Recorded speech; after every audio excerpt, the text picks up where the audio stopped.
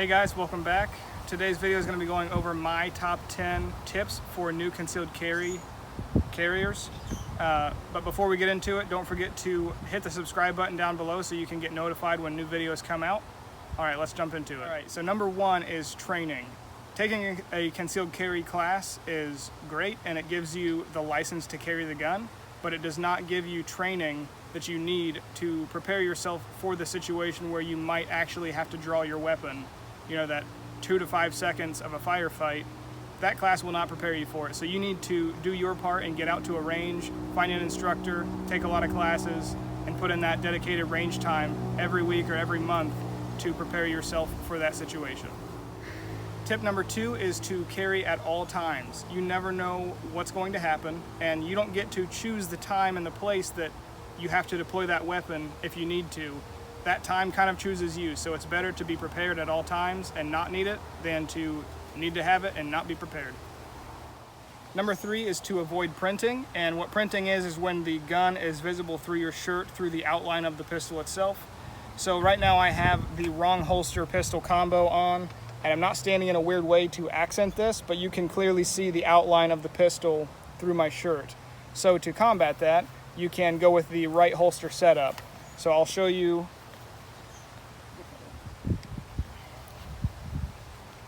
the right and wrong holster setup. So this is what I just had on. This is what I should have had on.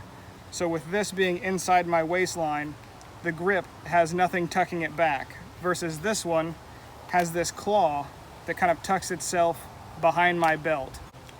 That would be almost independent to appendix carry. Now if I was carrying at the 4 o'clock position on an angle, this holster would do just fine,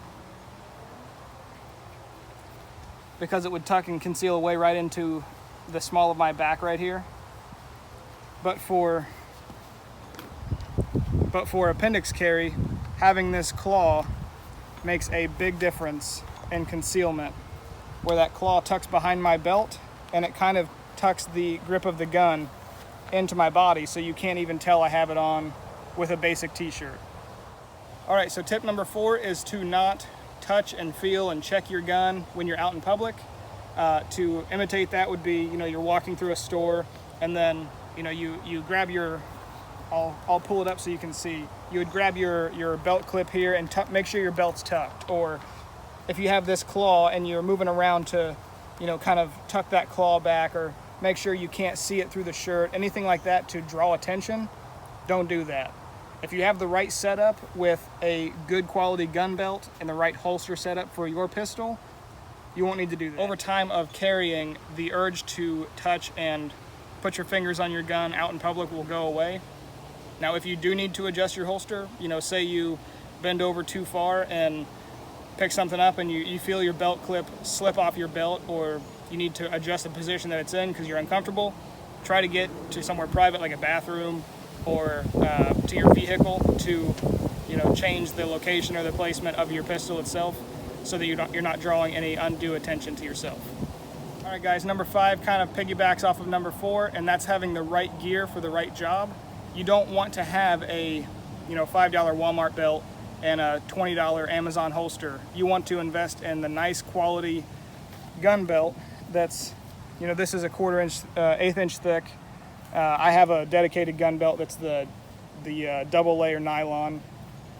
Having the right holster that is custom molded to your weapon system, a good sturdy belt clip, some sort of a concealment hook here, and it's going to conceal away and almost just be a part of your everyday wardrobe that you don't want to have to second guess when you need it. All right guys, number 6 is to know the laws in your state. Every state's different. We have a standard set of rules countrywide, but every state takes their rules one step further, and they make up their own rules sometimes. So it's very important that you know the rules for the state that you're going to be in. Now, if you're traveling from, say I'm traveling from here in Florida to up in Ohio, if I get pulled over somewhere along the way, I will be judged by the rules in Ohio, not the rules in Florida where I came from. It'll be based on my end destination. So know the rules in your state. All right, number 7 is to not dress around your gun, but adjust your gun around the way that you dress. Meaning I wear I carry a Glock 19, which is a full-size frame, and it's a full-size grip. It's not, you know, chopped or a compact version of anything. So if I were to wear a medium shirt, my shirt would be about this tight, and you can very clearly see the outline of the grip of the pistol.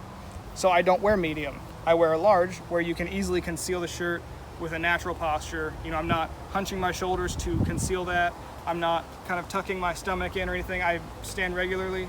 Can't tell that I have it. So I'm dressing around the gun that I'm choosing to carry. Now, if you live in a colder state, that's going to be a lot easier because you can wear jackets and sweatshirts and, you know, extra layers to ease the concealment process. The next step is to have the proper mindset. Now, I know this kind of gets overlooked by a lot of people, but when you choose to put on a gun as part of your daily attire, you need to have yourself in the right mindset of, if this happens, I do this. If that happens, I do this. You know, it's a big deal to carry a gun, and you need to respect the intensity of carrying that firearm with you at all times. And in addition to respecting the intensity of the firearm ownership, you will also find yourself making a little bit different choices that you might have made if you didn't have the pistol on you, namely being more safe and more cautious. When I don't have my pistol on me, I usually don't go to certain parts of town, or I don't do certain things. When I have my pistol, I'm even more unlikely to go do those things, because there's a higher probability that I will need to deploy that weapon, and I don't want to put myself into that position. So I try to make better decisions with it and try to have more of a level head if I'm ever into an argument situation.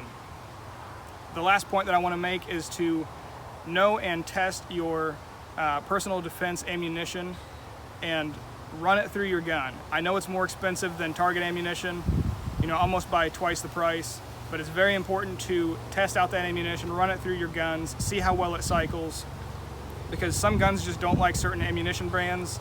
Sometimes the tolerances aren't exactly the same.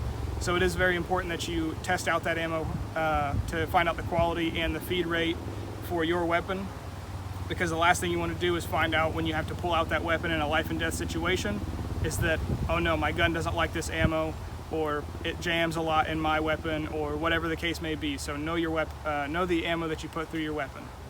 All right, guys, thanks for stopping by. I hope you liked the video. If you found this informative, make sure to like and subscribe, and leave it down in the comments if you have any questions or suggestions for future videos.